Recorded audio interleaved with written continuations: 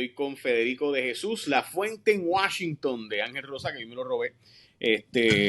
Una de las fuentes en Washington, obviamente, que tiene Puerto Rico. ¿De qué parte de Puerto Rico tú eres, Fede? Yo me crié en Guaynabo, nací en Atorrey. Perdona la Nice. voz de ultratumba, que estoy con un poco de catarro. ¿Te escuchas bien? De verdad, no te escuchas mal. Gracias. Así que gracias por estar disponible a pesar de que tienes el catarro. Ok, te tengo que hacer unas cuantas preguntas, pero recientemente, y yo he visto bastante, tu posición sobre el tema de la ley 22. Yo tengo muchos argumentos en contra y tengo argumentos a favor de la ley 22. O sea, yo creo que se entienda que yo no soy un anti-ley 22. Eh, yo también, o sea, yo creo que tiene unas ventajas y todo, como todo, ventajas y desventajas, ¿no? Mi interés es saber tu posición y estudiarla, pero también saber cuál es la posición del Congreso sobre esto, porque aquí el Congreso puede actuar. Entonces, el Congreso no ha actuado, quizás porque no quiere verse como, ¿verdad? Como colonial, eh, pero ciertamente el Congreso mañana puede obligar a que tú pagues impuestos si te mudas de Estados Unidos a Puerto Rico. O sea, el Congreso puede legislar eso. De hecho, bajo cláusula territorial pudiera hacer mucho más que eso. Obviamente el problema de eso es que si te mudas a Puerto Rico, pues estaría el problema entonces de que, pues si ya pagan impuestos federales los que se mudan a Puerto Rico, eso incluye a los puertorriqueños que se van y vienen y que cada vez los puertorriqueños van y vienen. Y también vas a tener la situación, yo creo que importante, de que va a empezar a ese argumento, bueno, pues para eso danos la estadidad, porque si Puerto Rico va a pagar impuestos federales, pues bueno, o sea, para una gente sí, otra no. Y quizás por eso no se trastoque el tema. Hay personas que plantean que la ley 22 debe permanecer porque es la única herramienta que tenemos. Porque la colonia pues nos deja sin herramienta y pues la única herramienta que nos queda es darle estímulos económicos a personas para que se muden o permanezcan en Puerto Rico porque por razones coloniales Puerto Rico no tiene desarrollo económico con normalidad como tendría si fuera un estado o una república independiente, ¿verdad? Y eso pues hay que usar todas las herramientas que tenemos porque son pocas y las pocas que tenemos pues hay que usarlas. Y ese es el otro argumento. ¿Cuál es la posición del Congreso, los congresistas con los que tú hablas, lo que tú escuchas, Chuy García, Nidia Velázquez, toda esta gente, ¿qué dicen? Pues sí, vamos a empezar por ahí.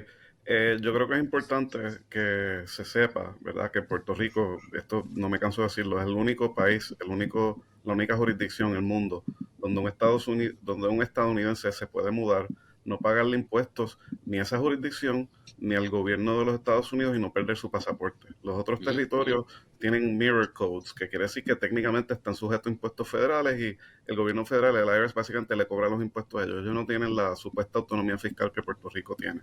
Así que eso es importante. Es importante porque antes de la ley 20 y 22, especialmente la 22, pues si un estadounidense se mudaba a Puerto Rico, perfecto, estás exento de impuestos federales, pero le tenías que pagar el income tax al gobierno local, ¿verdad? Ahora estás abriendo una caja de Pandora, de nuevo, desde el punto de vista federal. Si tú y yo mañana nos mudamos a Francia, Estados Unidos es de los pocos países que hace esto, te cobran impuestos en otros países. Si nos mudamos a Francia como ciudadanos estadounidenses, tenemos que pagarle al gobierno de Francia y al de Estados Unidos. A ir a Puerto Rico, eso no se da. ¿Y por qué eso es importante? Porque el gobierno federal le está mandando, ¿verdad?, decenas de millones de dólares a Puerto Rico. Y tú y Carlos Dalmau han hablado de cómo algunos de eso le llaman, ¿verdad?, mendigar. El gobierno de Puerto Rico viene aquí a Washington a mendigar sin pagar impuestos. Y pues son cantidades exorbitantes de las que estamos hablando. Y hay dos maneras de resolver eso, según algunos congresistas con los que yo he hablado. O se elimina la sección 933, que en el 1900 fue lo que eximió a los puertorriqueños, los residentes en Puerto Rico, mejor dicho, de pagar impuestos federales, o el Congreso decide cobrarle impuestos a los 22. Y yo vi un post que tú pusiste de que eso sería inconstitucional. El problema es que ya el gobierno federal discrimina sobre quién paga impuestos federales en Puerto Rico y quién no. Los empleados federales, las personas que nacen en Estados Unidos, pagan el estate tax federal, que ese es el impuesto de herencia federal.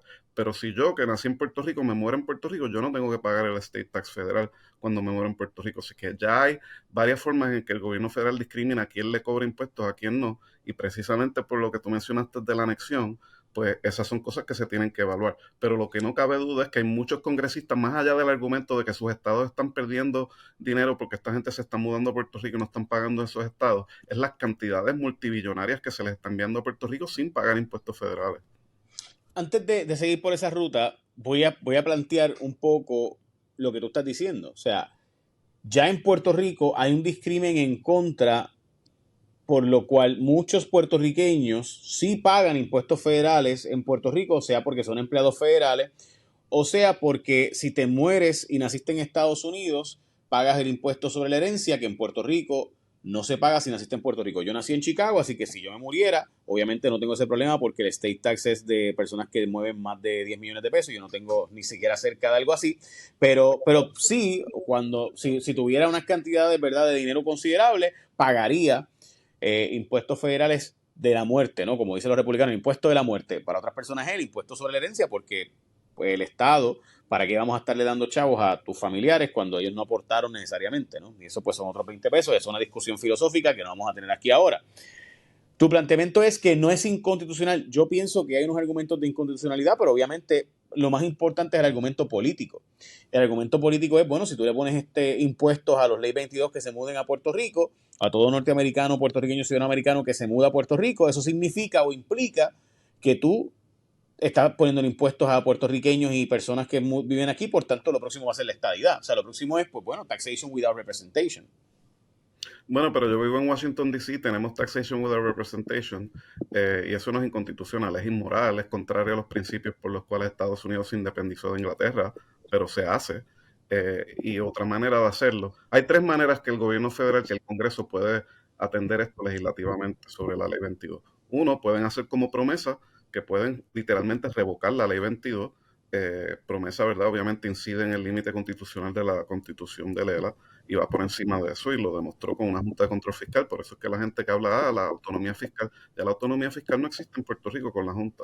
La otra manera que pueden hacer es decir, bueno, de ahora en adelante todo el mundo en Puerto Rico va a pagar impuestos, lo que sería de facto un territorio incorporado, o pueden cobrarle solamente a los 22 como hacen con el estate tax. Y ahí evitas pues una serie de otras cajas de Pandora que se pudieran abrir. Lo que no está en duda es que uno, el Congreso puede legislar, y a diferencia de países o estados que pueden tener estos incentivos, los estados, bueno, tú puedes reducir. En Florida no tienen income tax estatal, pero tienes que pagar impuestos federales si te mudas allí. Y ese no es el caso en Puerto Rico, y por eso es que la situación de los territorios, en el caso de Puerto Rico en particular, es muy distinta a la de un estado. Ok, hablemos entonces de tu posición sobre este tema y la posición de los congresistas. Cuando tú hablas con los congresistas en Washington, te dicen que quieren que Puerto Rico elimine la ley 22. Ellos no lo van a hacer. Bueno, hay una variedad de opiniones.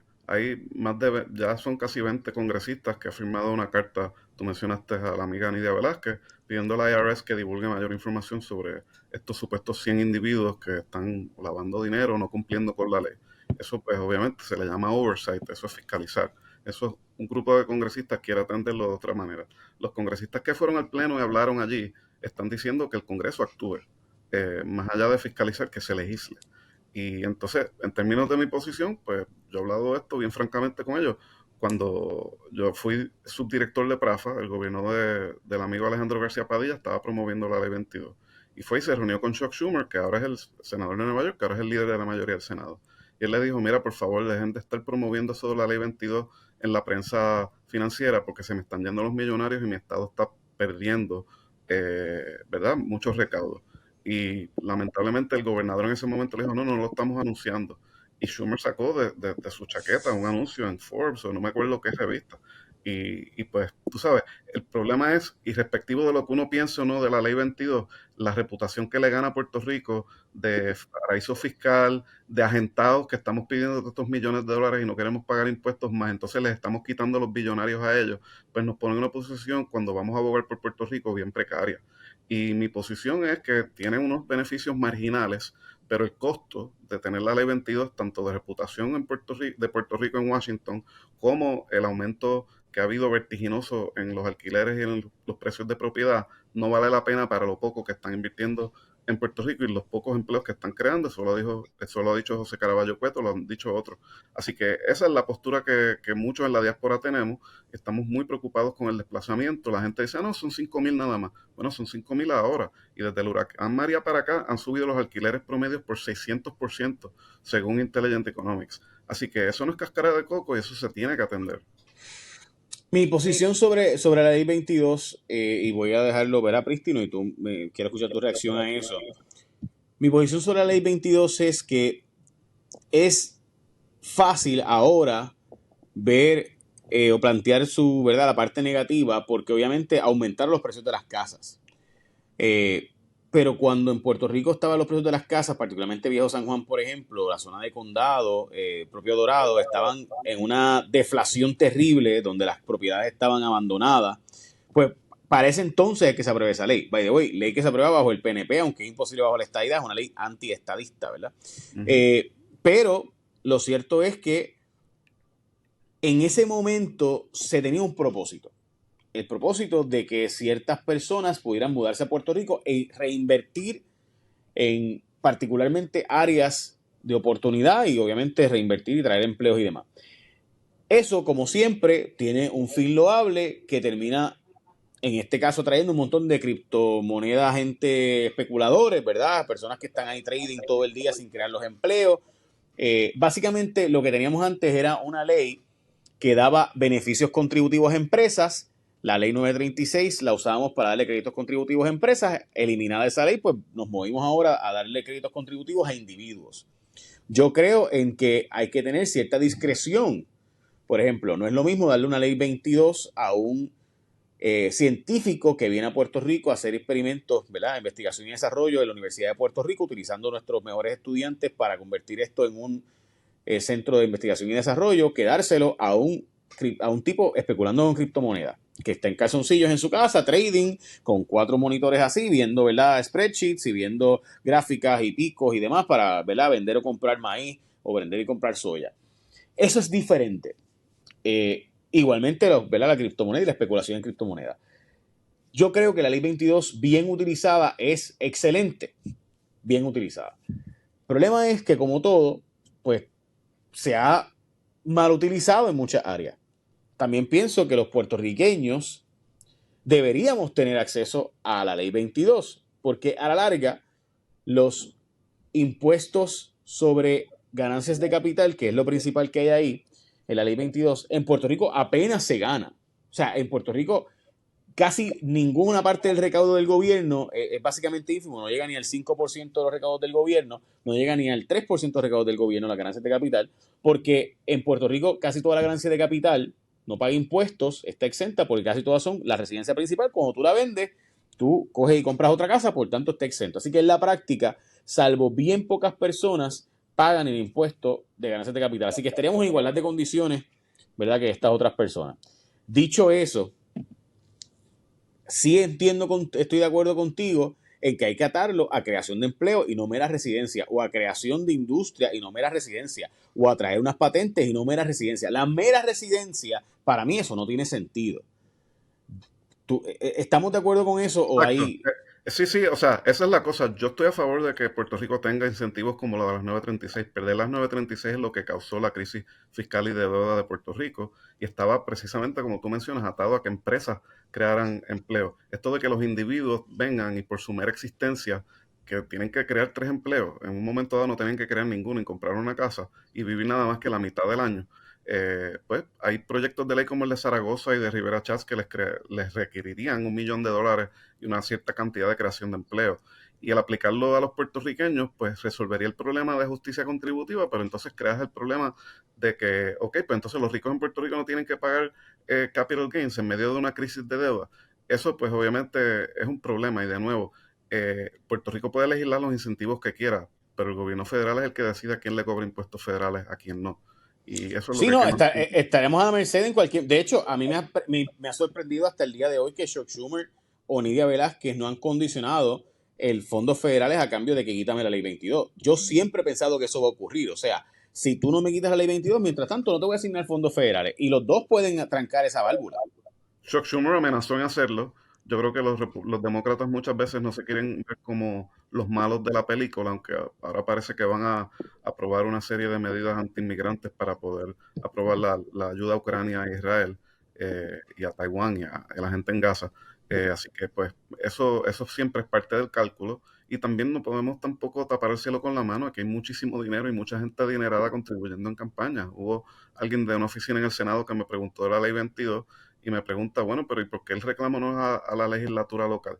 Bueno, porque ni siquiera requerirle empleos e inversión mínima consigue una audiencia en Puerto Rico, pues esos políticos allá están comprados y esa es la verdad. ¿Eso quiere decir que los congresistas no están comprados? Bueno, los hay, pero obviamente mientras más atención se le llama al tema y de nuevo, mientras más Puerto Rico venga mendigando con el sombrero en mano, eso le crea un problema a Puerto Rico de reputación eso es un bloqueo a las ayudas que se están tratando de lograr.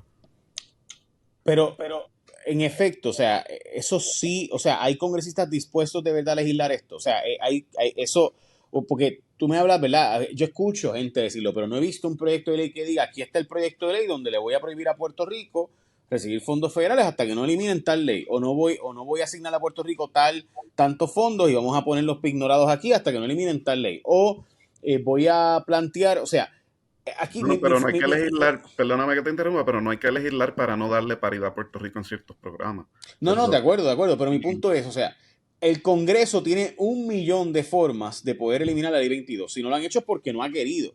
Porque tú puedes obligar a que alguien que se mude de Estados Unidos a Puerto Rico pague impuestos federales. Ese es un ejemplo. Tú puedes obligar que eso sea después de una tasa en adelante para asegurarte que no afecte a la clase media trabajadora, sino que de aquí, de la gente gane de tanto en adelante como ocurre en el extranjero. Los primeros 120 mil pesos que alguien se gana cuando se muda al extranjero están exentos. El issue es después de eso, cuando se mudan, ¿verdad?, fuera de la jurisdicción de los Estados Unidos a cualquier otro país.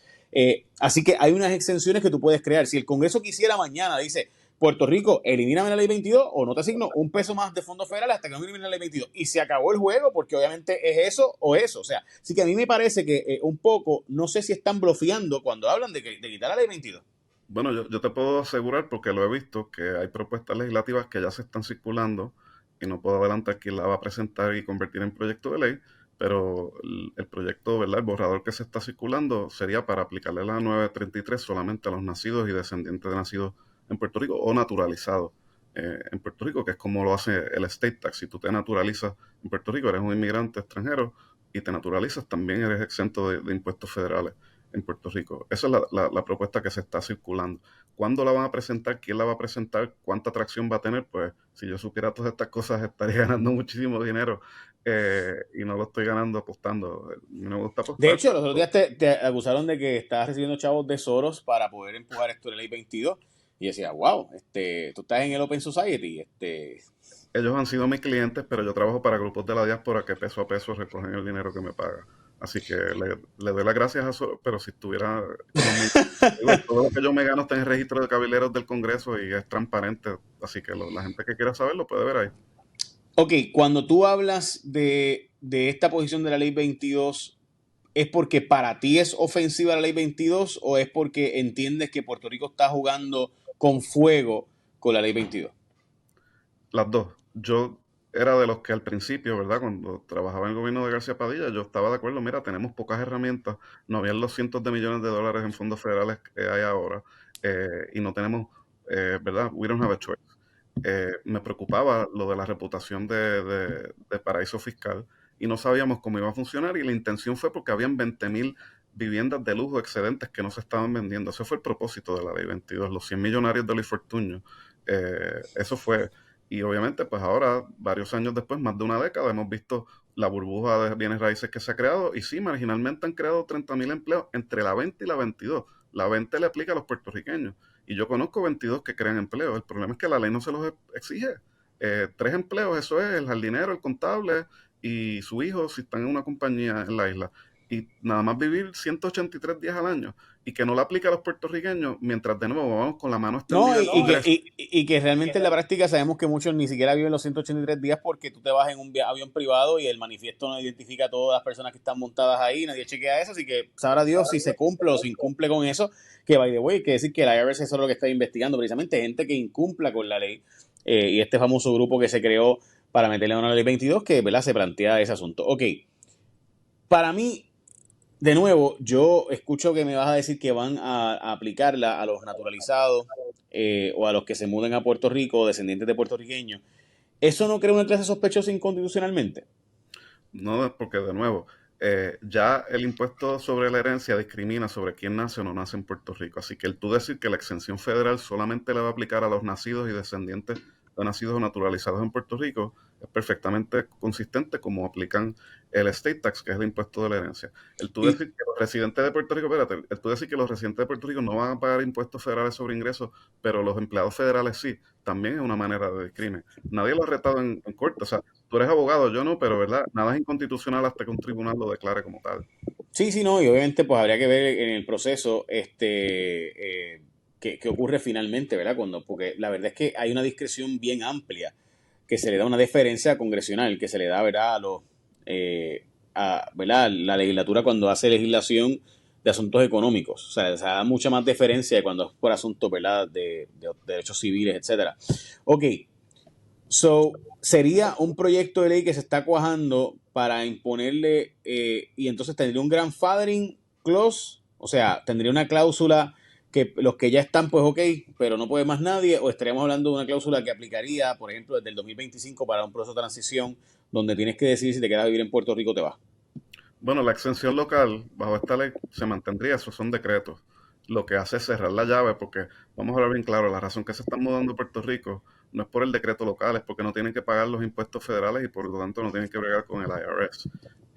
Esa es la razón, ese es el atractivo. Y si el Congreso cierra esa llave, pues le quita mucho del atractivo de mudarse a Puerto Rico. Si va a haber un grandfather clause o no, no te sé decir, eso se está discutiendo, pero no te sé decir si lo Que va a de haber. hecho a mí me molesta el grandfathering clause porque entonces estás premiando a los especuladores que fueron los primeros que vinieron en vez de utilizar la ley correctamente, ¿verdad? Porque ese es mi issue, al menos con la ley, es que nunca se usó correctamente, sino que se abrió las puertas de par en par y venga el que venga.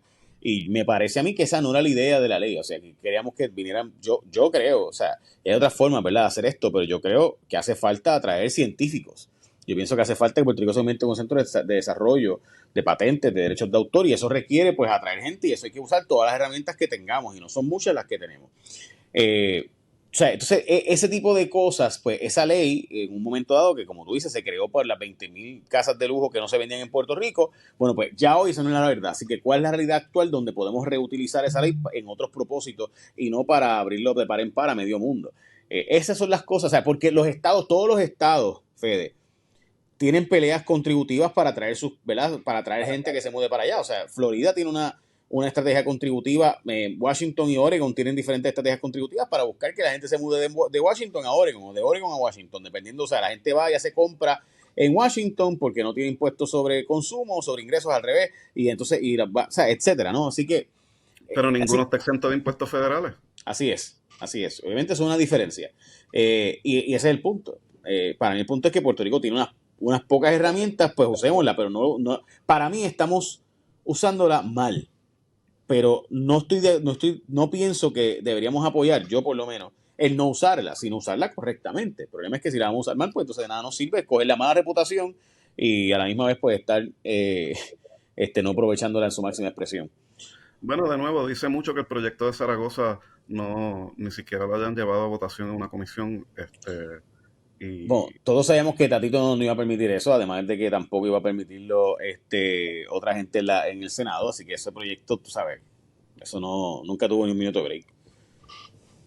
pues esa es la que hay. Y por lo tanto el gobierno federal va a actuar. ¿Tú de verdad crees que van a actuar? Yo creo que van a hacer mucho más de lo que la gente piensa. Si van a aprobar un proyecto de ley o no, ¿verdad? Eso es especulación, pero de que va a haber mucho movimiento en el Congreso, más de lo que la gente cree, lo va a haber. Y estamos viendo el comienzo ahora. Y recuérdate que esto no es solamente tú y yo hablándolo, es si ayude de Illinois mandó una carta, varios grupos de la diáspora, hay gente con dinero que le preocupa la cuestión de Puerto Rico, o sea, la cosa de Puerto Rico acá, después que gente como tú muy correctamente le hiciste un llamado a la diáspora y la gente en Estados Unidos, por favor ayúdenos, la ayuda no está llegando, bueno, pues hay mucha gente con mucho interés en Puerto Rico, algunos benévolos, otros no, que están prestando atención a lo que está pasando en la isla. Y hay esa desconexión que no nos entendemos los de la isla y los de acá, y pasan cosas y de repente en la isla se ve de una manera, acá lo vemos de otra, y eso yo creo que hay que, no sé cómo hacer para que haya un mejor entendimiento. Yo creo que lo del idioma es un problema también, pero estamos viéndolo desde puntos de vista bien distintos. No, yo le doy gracias a Dios que hay un problema de idioma, porque si allá supieran todas las cosas, las barbaridades que hacen nuestros políticos, no nos darían ningunos fondos, nada. O sea, menos mal que no hablan español. Este, pues que de verdad, o sea, si tú coges y pones que los gobernadores de los estados no tienen derecho a escolta, no tienen derecho, ¿verdad? Después de que son gobernadores, como ex gobernadores, a carros, ni a ese séquito, ni a ese corillo. O sea, tú que trabajas en Washington, tú que trabajas allí, yo he escuchado decir que cuando el gobernador de California va al Congreso, va él con dos asesores, que son básicamente los de presupuestos, se sientan allí y demás. Cuando va el gobernador de Puerto Rico, va con un séquito de 10, 15 personas. ¿Eso es verdad? Eso es así, y de hecho, por lo menos cuando yo estaba en Prafa, se le tenía un carro al gobernador. Se le trata como un jefe de Estado. Y pues yo no tengo ningún problema con que los ex jefes de Estado tengan protección, y pues hay dos gobernadores que decidieron no cogerla y que tengan chofer. Eso le sale $1 millón de Puerto Rico con un presupuesto de 26.000 millones. Yo no encuentro que eso sea excesivo. Lo que sí es excesivo son los legisladores antes que tenían chofer y eso se cortó. Los congresistas no tienen chofer, los que lo pueden pagar y los que están en liderato. Pero el comisionado residente es la única persona en el Congreso que tiene un chofer pago por PRAFA, no por el gobierno federal. El gobierno de Puerto Rico le paga un chofer en Washington a la congresista de Puerto Rico y ninguno otro de los 435 congresistas tiene ese beneficio. Salvo los que están en liderato. O sea, el presidente de la Cámara y demás, pero ese grupito de 5 congresistas que son los jefes del aparato del diablo, mano. O los que son magnates que lo pagan de Y, su propio bolsillo, pero el Congreso no se los paga, los no, no, congresistas viven y obviamente van. en el Senado Federal todos son millonarios, pero la pregunta entonces, Fede, es, ¿y qué piensan de eso los otros congresistas? Cuando ven que llega la congresista de Puerto Rico un carro con chofer y ellos tienen que andar en el tren. Bueno, lo que piensan con la controversia del Mes Roman, pues Puerto Rico es otro país, eso allá las cosas aplican diferente, eso es otra cosa.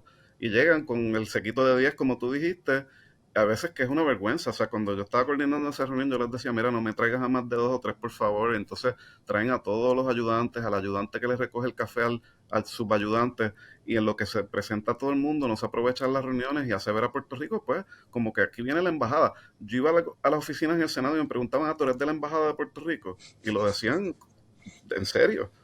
Y pues, wow, pues nos comportamos como tal, pues así es que nos ven. No te ríes, chico.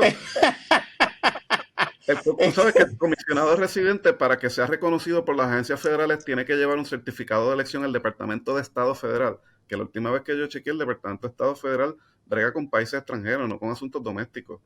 Y tiene que saber hablar inglés y español, perdón, tiene que saber hablar inglés, y eso no le aplica a los delegados de los territorios. El comisionado residente se creó para Filipinas y Puerto Rico solamente.